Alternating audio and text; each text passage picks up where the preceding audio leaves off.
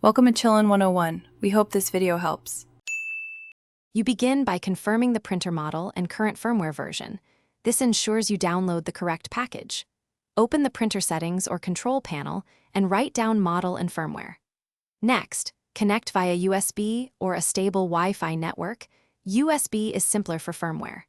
Make sure your computer is plugged in or has enough battery, and download the Epson firmware update utility only when you've verified the model. Doing so prevents mismatched installs and wasted time.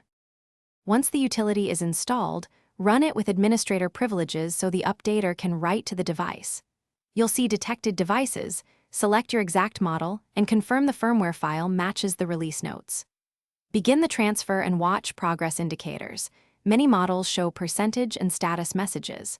While the update runs, do not disconnect cables, switch networks, or power down the printer or computer, because interruptions can corrupt firmware and leave the printer unusable. After the update completes, wait for the printer to reboot and display a success message.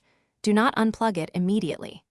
Once the device is ready, check the firmware version in settings to confirm the new build installed correctly, then run a test print or nozzle check to verify normal operation.